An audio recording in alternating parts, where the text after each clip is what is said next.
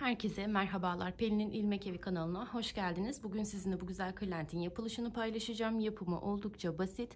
Görmüş olduğunuz motifleri bir önceki videomda detaylıca anlattım. Ben bu kırlentte toplamda 25 motif kullandım. 40'a 40 santim ölçülerinde bir kırlent kılıfı elde etmiş oldum. Arka kısmını çalışırken şu şekilde düz bir çalışma yaptım. Dilerseniz bu şekilde yapabilirsiniz. Dilerseniz öndeki motiflerden arkaya da yapabilirsiniz. Dilerseniz önde bu şekilde atıyorum bu renklerden çalıştınız. Arkada da lilanın tonlarını çalışarak aslında 2 adet kırlent kılıfı elde etmiş olabilirsiniz. Yani sıkıldıkça renk değişimi yapabilirsiniz arkasını çevirerek. Onun dışında elimdeki pamuk koton ipleri kullandım ben. 3 milimlik de tığ kullandım. Yapımı dediğim gibi oldukça basit. Eğer beğendiyseniz kanalıma abone olmayı, videomu beğenmeyi ve yorum atmayı unutmazsanız çok sevinirim. Şimdiden herkesin eline emeğine sağlık. Evet, görmüş olduğunuz gibi ben motiflerimi bir koyu bir açık olacak şekilde yerleştirdim. 5 tane soldan sağa, 5 tane de yukarıdan aşağı olacak şekilde. İsterseniz birleştirmeyi yan kısmı bir kere de yapıp tamamlayabilirsiniz. İsterseniz birleştirmeye dikine başlayabilirsiniz. Ben şimdi hemen dikine başlayacağım. Şöyle ilk iki motifimi alıyorum. Gördüğünüz gibi ön yüzleri bana bakacak şekilde ayarlamamı yapıyorum. Şimdi hemen ilk motifimden köşe noktamdan tığımı geçirdim. Arkadaki motifimin köşe noktasından tığımı geçiriyorum.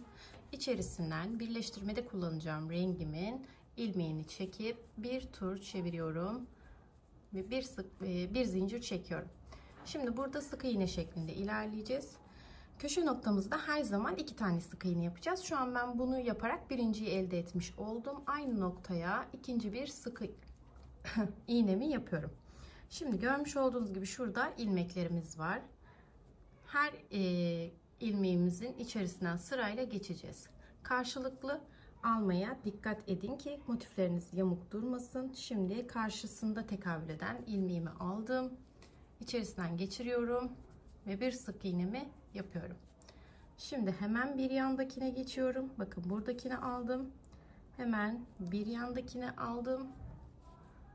Ve bir sık iğnemi yaptım. Tekrar yapalım. İlmeğimin tepesinden aldım. Karşısına tekabül eden ilmeğimi alıyorum. Ve bir sık iğnemi yapıyorum. Bu şekilde sıramızın sonuna kadar devam edelim. Sıramızın sonunda diğer iki motifi nasıl birleştireceksiniz onu göstereceğim size. Tüm ilmeklerimin tepesine dikkatlice kaydırma yapmadan sırasıyla hepsine sık iğnemizi yaparak tamamlayalım. Görünüşte şu şekilde, bakın. Şu şekilde bir görüntü elde edeceksiniz. Evet, ben şu anda sıramın sonuna kadar geldim. Köşe noktama. Şimdi köşe noktama batıyorum. Diğer arkadaki motifimin de köşe noktasına batıp ilmeğimi çıkarıyorum. Bir sık iğne. Tekrar aynı noktaya ikinci sık iğne. Sadece köşe noktalarımızda 2 sık iğne çalışıyoruz. Diğer ilmeklerimizde bir sık iğne çalışıyoruz. Şimdi gördüğünüz gibi ben bunu buradan almıştım. Şimdi diğer alt sıraya geçeceğim. Hemen şöyle alttaki motiflerimi de alıyorum. Yine ön yüzleri bana bakacak şekilde. Şuradan diğer birleştirmiş olduğumu da alıyorum. Hemen şöyle birleştirmesini yapacağım. Bakın.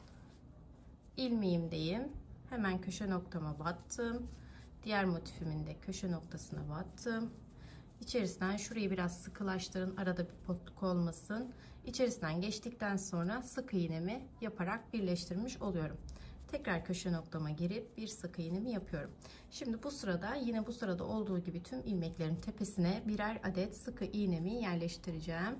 Karşılıklı tekabül eden bütün ilmeklerime batarak sık iğnelerime başlıyorum.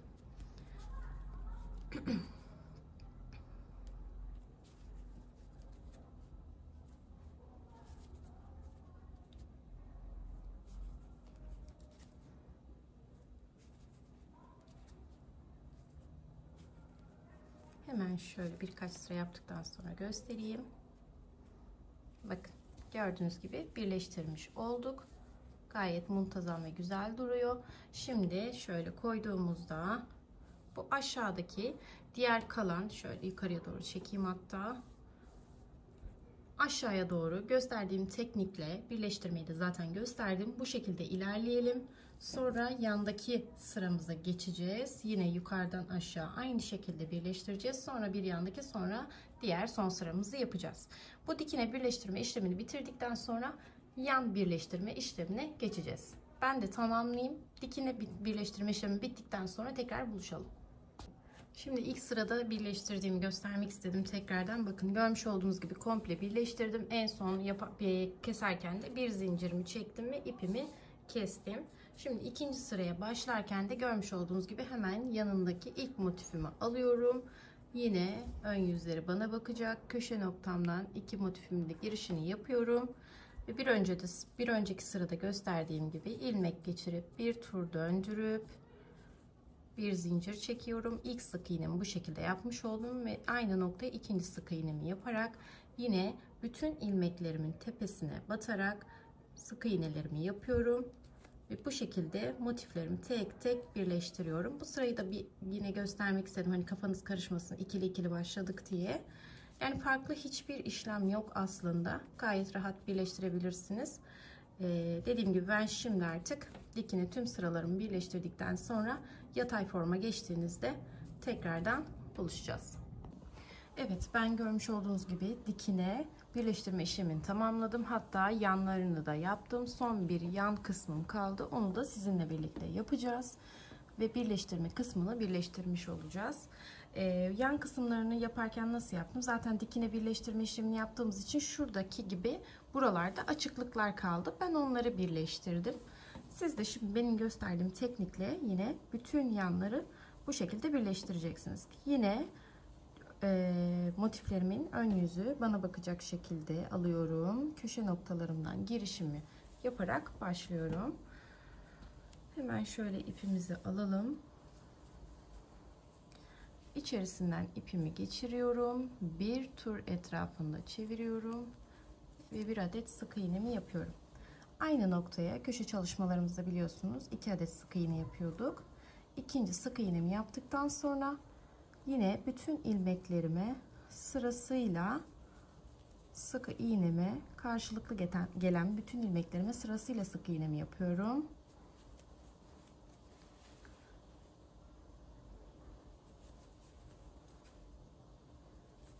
Bu şekilde bütün ilmeklerimi tamamlayacağım şimdi.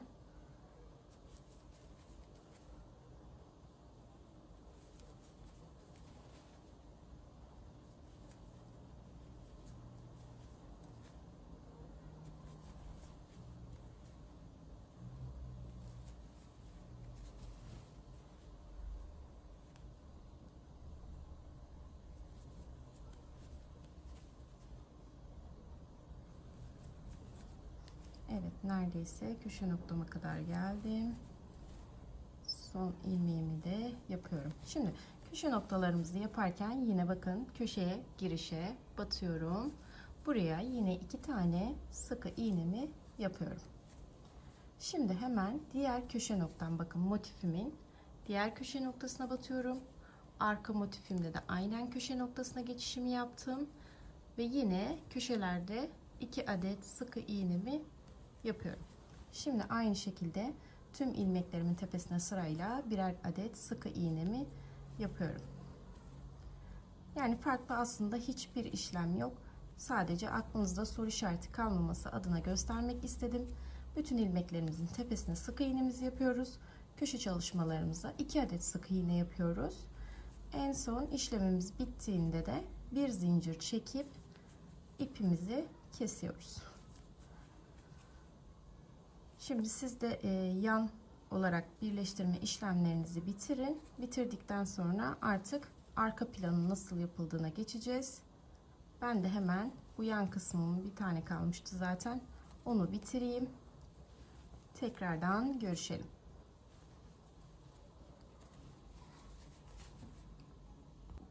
Evet, görmüş olduğunuz gibi ben birleştirme işlemini tamamen bitirdim. Şimdi artık arka kısma geçebiliriz. Arka kısmı da yine önde kullandığım iplerin renginden yapacağım. Hemen şöyle beyaz ipimle başlıyorum.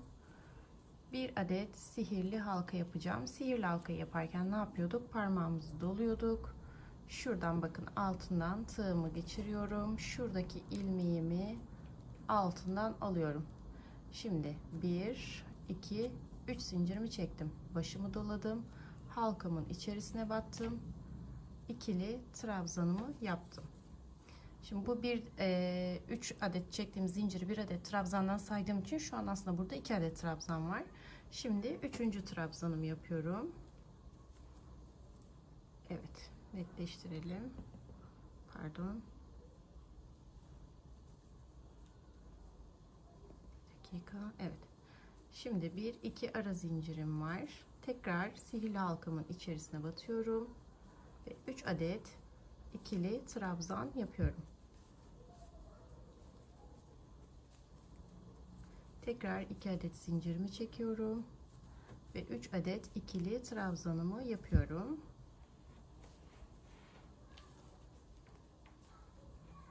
Tekrar 2 adet zincir, tekrar 3 adet ikili trabzan.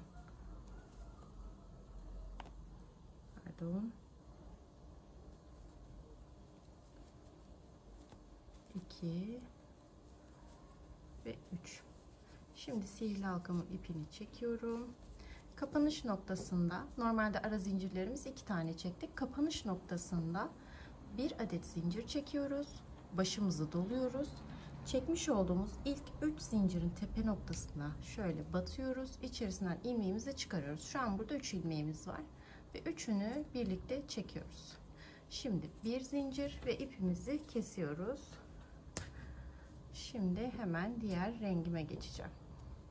Göbek noktamı ayarlamış oldum. Şimdi herhangi bir noktasından şöyle köşe noktasından girişimi yapıyorum. Hemen diğer rengim olan pembeyi alıyorum. Ve ipimi o noktanın içerisinden geçiriyorum. Şimdi şöyle bir zincirimi çektim. İpimi bir tur etrafında dolandırdım. Sağlam olması adına ikinci zincir, üçüncü zincir. İlk trabzanımı 3 zincirle başlatmış oldum. Şimdi tekrar aynı noktaya 2 adet daha ikili trabzan yapıyorum. Burası köşe noktamın ilk ayağı olmuş oldu ikinci sıram için. Şimdi başımı doladım, diğer köşeme geçiyorum. Şöyle.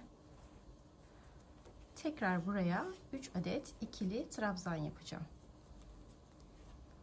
2 ve 3. Şimdi köşe noktamda 2 grup halinde üçlü trabzanım olacak. Ara zincirim 2 adetti. 2 adet zincirimi çektikten sonra başımı doluyorum. Aynı köşe noktasına tekrar 3 adet ikili trabzanımı yerleştiriyorum.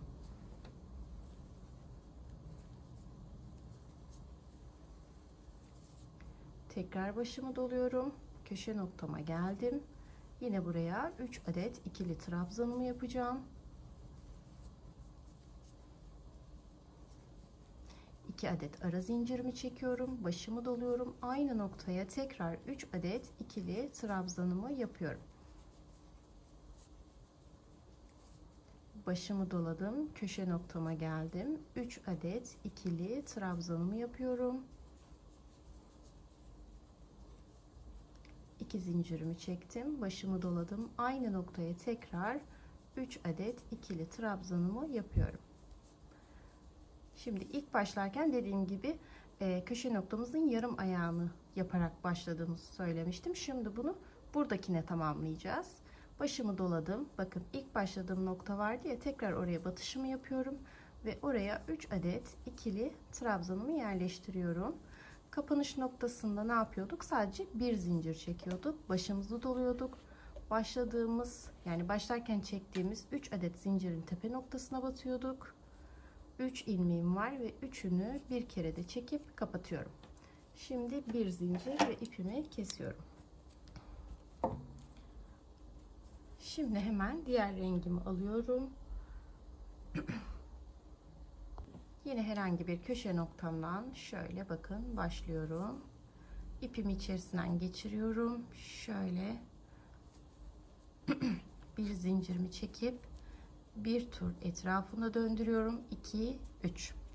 Başımı doladım. Köşe noktama 2 adet daha ikili trabzanımı yapıyorum.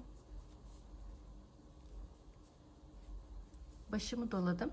Şimdi alttaki sıradan farklı olarak ne yaptık? 4 adet köşe çalışması yaptık. Şimdi artık orta alanlarımda bir ara boşluklarım oluşmaya başlayacak. Bu her sırada artacak. Burada şu an mesela 1 adet var. Bir sonraki sırada 2 adet, 3 adet, 4 adet şeklinde yükselerek gideceğiz. Bunun olmasının sebebi zaten motifimiz genişledikçe ara noktalarımızdaki sayılarımızın artması olacak. Şimdi hemen şöyle başımızı doluyoruz. Ara noktamıza geldik. Buraya 3 adet ikili trabzanımızı yerleştiriyoruz. Başımızı doladık. Hemen köşe noktamıza geliyoruz. 3 adet ikili trabzanımızı yapıyoruz.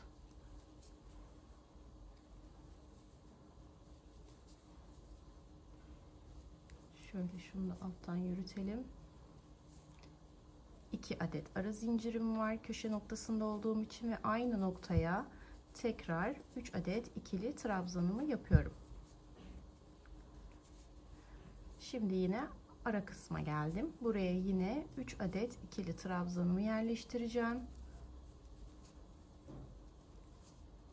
Başımı doladım. Köşe noktama 2 grup halinde yine 3 adet ikili trabzanımı yapacağım. İlk grubumu yaptım. 2 adet ara zincirimi çektim. Başımı doladım. Tekrar 3 adet ikili trabzan.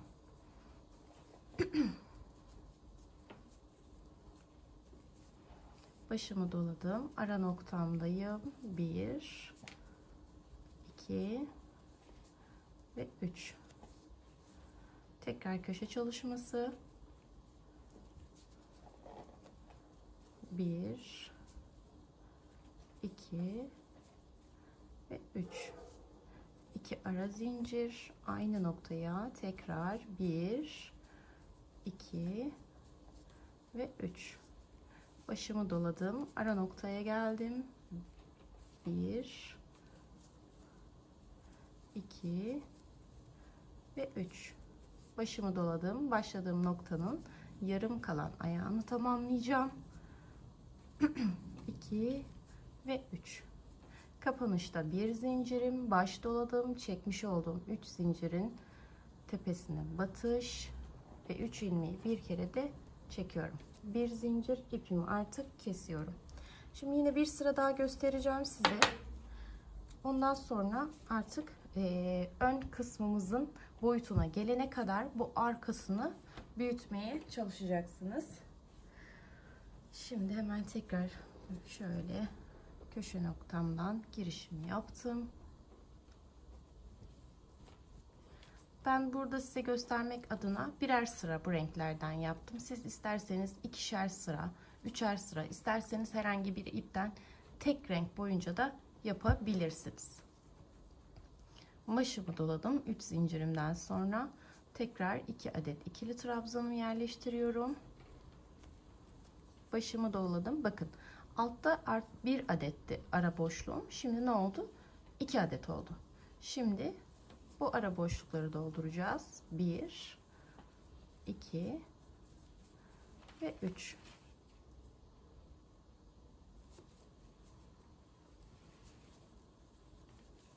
Tekrar ikinci ara boşluğundayım. Allah Allah. Yergin galiba. Evet. 1 2 ve 3. Bismillahirrahmanirrahim. Şimdi köşe noktama geldim. 1 2 ve 3. 2 adet zincir, aynı noktaya tekrar 3 adet ikili trabzan.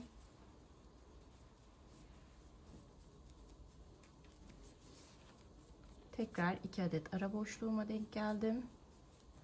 1 2 ve 3. Başımı doladım. 1 2 ve 3. Başımı doladım. 1 2 3. 2 adet zincirimi çekiyorum. Tekrar 3 adet ikili trabzanımı yapıyorum.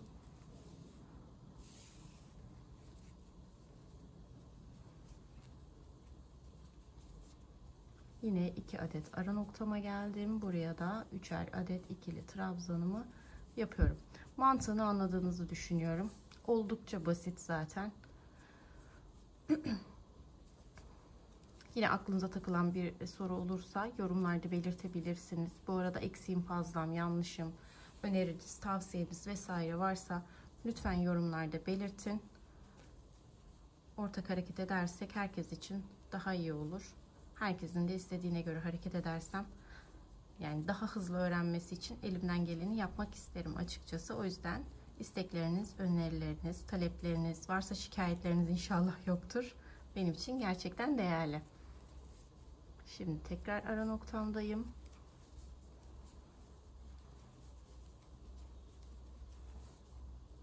Diğer ara nokta.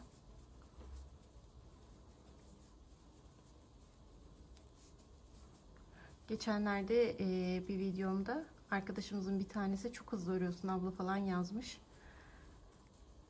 Umarım herkes için, yani herkes aynı şeyi düşünmüyordur. Elimden geldiğince aslında yavaş örmeye çalışıyorum ama küçük bir bebeğim olduğu için onun uyuduğu saatlerde ben çekmeye çalışıyorum videomu. O yüzden benim için ne kadar kısa olursa o kadar iyi. Umarım siz de hızlı olduğumu düşünmüyorsunuzdur. Evet, motifimiz bu şekilde ilerleyecek. Dediğim gibi birer sıra şeklinde de renk yapabilirsiniz. Tek renk de yapabilirsiniz. 2-3 kademeli de yapabilirsiniz. Tamamen tercih size kalmış. Dediğim gibi bu arka planı bunun büyüklüğüne gelene kadar öreceksiniz. Aynı boyutta olması lazım. 4 çevreyi çünkü geçeceğiz.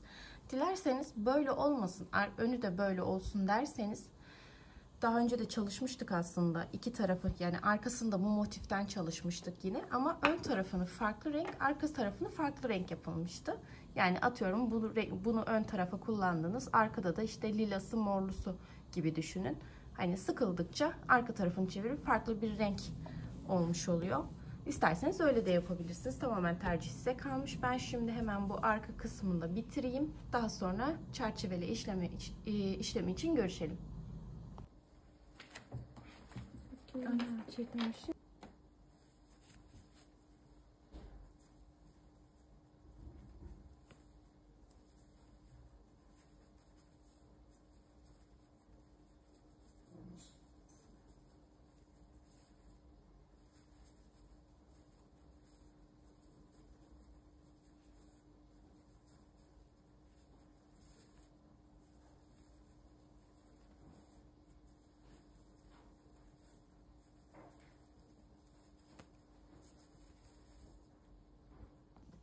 Evet, şimdi ön ve arka parça olmak üzere toplamda 2 parçamızı hazırladık. Şimdi etrafının çerçeveleme işlemine geçeceğiz. Hemen şöyle yapıyorum. Bakın, motiflimin ters kısmını ve son ördüğüm arka kısmında yine ters kısmını birbirine bakacak şekilde, yani şurada ön yüzü var, burada da ön yüzü var. Ters kısımları içeride kalacak, ikisinin de şu şekilde. Şimdi artık başlayabiliriz. Şimdi ilk etapta şu 3 çevresine sık iğne yapacağız. Bu alt sırayı, bu bir sırayı, yani daha doğrusu bir kenarı herhangi bir işlem yapmayacağız. Burada sadece 2 tane fiyonk çalışması yapacağız ki klentimizi içerisine yerleştirebilmemiz adına. Şimdi şöyle ben herhangi bir köşeden başlıyorum. Bakın, şuradaki köşe noktamdan giriş yaptım.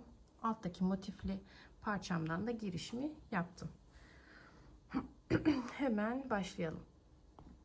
Ben çerçeve kısmını şu motifimin bitişinde kullandığım beyaz renkten yapacağım. Hemen şöyle ipimi içerisinden geçiriyorum. Bir tur çeviriyorum ve bir zincirimi çekiyorum. Şimdi köşe noktalarımızda 4 adet sık iğnemiz olacak. 3 de yapabilirsiniz ipinizin kalınlığına göre. Ben bir 3'ü deneyeyim. Yeterli olmazsa 4'e çıkarım. 3 gayet yeterli oldu. 3'ten devam edeceğiz. Şimdi şu şekilde bakın, zincirimizin ilmeğine battım ön cephede. Şu ipimizi saklayarak gideceğim. Evet, yine arka motifli parçamın da ilk ilmeğine battım. İlmeğimi çıkarttım ve çektim. Yani standart sık iğne. Şimdi karşılıklı tekabül eden bütün ilmeklerimin tepesine birer sıkı iğne yaparak ilerleyeceğim. Sıramın sonuna kadar. Köşe noktamda dediğim gibi 4 adet sık iğne çalışması, ama ben 3 yaptım. İpimin kalınlığı yeterli olduğu için, siz ipiniz ince ise 4 de yapabilirsiniz. Göz kararı çalışabilirsiniz yani. Şimdi sıramın sonuna kadar bu şekilde her ilmeğimin tepesine sık iğnemi yapıp geleceğim. Evet, ben dönüş noktama geldim. Dönüş noktamda ne yapıyorduk? Köşe noktama battım. Alttaki motifli parçamın köşe noktasına batıyorum. İlmeğimi çıkarıp bir sık iğne, ikinci sık iğnem ve üçüncü sık iğnemle dönüşümü tamamlamış oluyorum. Şimdi yine aynı şekilde bütün ilmeklerimin tepesine sık iğnemi yaparak devam ediyorum. Şimdi bundan sonrasını göstermeyeceğim. Zaten köşe dönüşünü, başlangıcını, ortalığının yapımını gösterdim. Bundan sonrasında ikinci kenarı yapıyorsunuz. Köşe noktasına yine 3 adet çalışmanız olacak. Sonra şu kenarı sonuna kadar birleştiriyorsunuz. Yine burada 3 adet köşe noktasına sık iğne çalışmasını yapacaksınız. Bir zincir çekip ipinizi koparacaksınız. Ben de 3 kenarı bitireyim, tekrar görüşelim. Evet, görmüş olduğunuz gibi ben şu an 3 kenarı da şöyle göstereyim. Birleştirme işlemini yaptım. Şu kenarımız boş kaldı. Şimdi hemen şöyle birinci değil ikinci sık iğnemizin tepesine batıyorum. Hemen şuradan ilmeğimi geçireceğim. Bir adet zincirimi çektim. Bir tur döndürdüm. Şimdi 2, 3, 4, 5 ve 6. 6 adet zincir çektikten sonra ilk çekmiş olduğum zincirime batıyorum. Şu şekilde. Ve içerisinden ilmeğimi çıkarıyorum. Şimdi burada kaydırma işlemi yapacağım. Şu ilmeğimi şu ilmeğimin içerisinden geçiriyorum. Ve hemen yanında bakın bir ilmeğim var. Bunu atlayıp bir sonraki ilmeğe bir adet sıkı iğnemi yapıyorum. 1, 2, 3, 4, 5, 6 zincir. İlk çekmiş olduğum zincire batıyorum. Bir adet kaydırmamı yapıyorum. Bir ilmek boşta bırakıp ikinci ilmeğime sıkı iğnemi yapıyorum. Tekrar göstereyim. 1, 2, 3, 4, 5, pardon, 6 zincir. İlk çektiğim zincire batıyorum. Allah Allah. Çok pardon. Evet. Kaydırma işlemimi yapıyorum. Bir boşluk bırakıp diğerine bir adet sıkı iğnemi yapıyorum. Bu şekilde sıramızın sonuna kadar şöyle köşe noktamıza gelene kadar yapalım. Köşe noktasında tekrar orayı nasıl yapacaksınız göstereceğim. Evet, şöyle göstereyim. Bir kenarını ben neredeyse bitirdim. Köşe noktama geldim. Aslında farklı yapacağımız hiçbir işlem yok köşe noktasında da. Yine 5 zincirimi çekiyorum. İlk çektiğim zincire kaydırmamı yapıyorum. Birinciye değil ikinci ilmeğime sık iğnemi yapıyorum. Şimdi tekrar 5 zincir.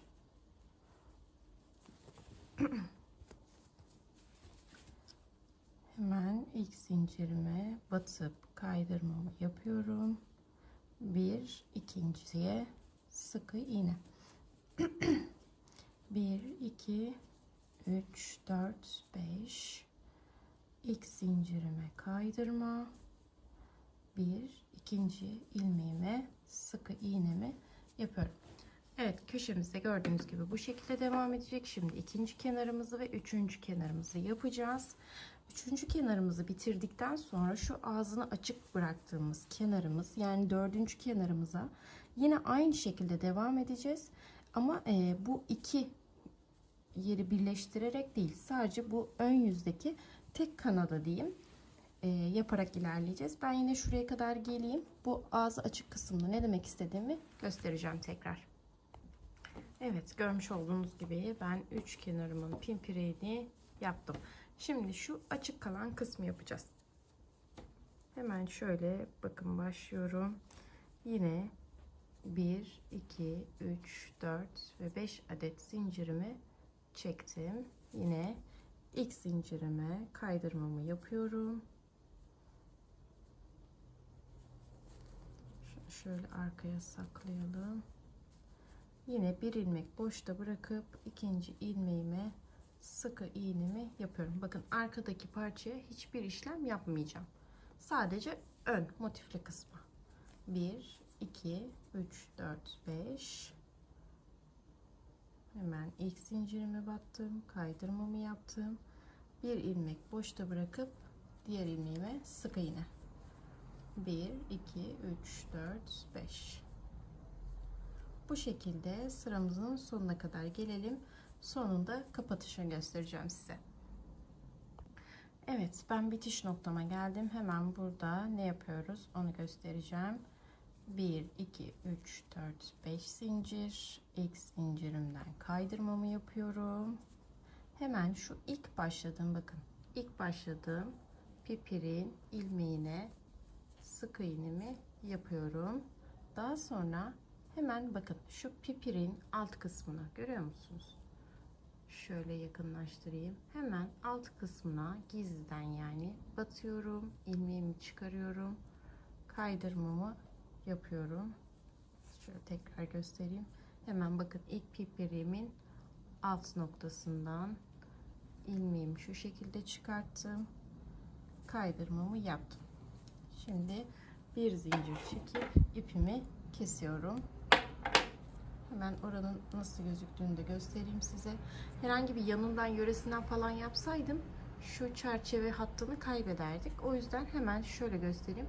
Şöyle alt kısmından yaptım. Şuraya batmıyorum şu an ilmeğimi geçirdiğim için. Yani şöyle alt kısmından çıkartmış oldum. Şimdi dört kenarında pipiriğini hazırladım. Artık fiyonk aşaması kaldı. Gördüğünüz gibi kenarları bu şekilde küçük küçük minik minik süslemeler yapmış olduk. Dediğim gibi arka tarafta herhangi bir işlem yapmadık. Şimdi şu iki kısma şöyle olacak şekilde 2 adet fiyonkumuzu hazırlayacağız. Sonra da artık kırlent kalıbımız bitmiş olacak. Evet, şu anda çantamızın çerçeve kısmını bitirmiş olduk zaten. Şimdi şöyle söyleyeyim, zincir çekmeyi hepimiz bildiğimiz için zincir çekimini göstermedim. 2 adet şöyle 30-35 santim aralığında fiyonk yapabilmek için zincirimi çektim. Şimdi şurada görmüş olduğunuz ikinci ve dördüncü çiçeğimizin yani motifimizin tam şöyle bakıyorum orta noktasını, bakalım neresi doğru. Hemen bakın şuradan geçiriyorum. Şöyle bir ucunu geçirdim. Şimdi diğer yine motifimin orta noktasını baz alarak şuradan motifimden geçiriyorum.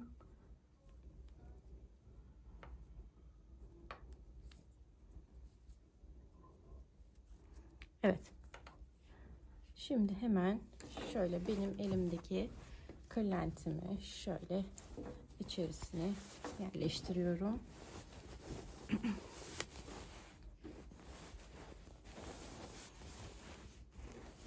Kırlentim de bayağı pufudukmuş. Evet.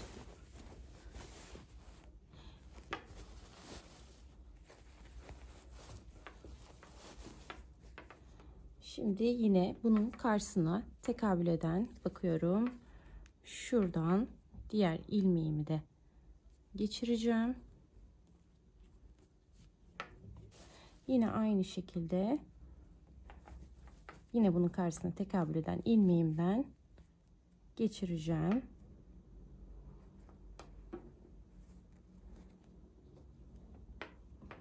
Evet. Şimdi artık fiyonklarımı yapabilirim. Bir tane düğüm atıyorum sıkıca. Daha sonra fiyonkumu yapıyorum. Aynı şekilde buna da.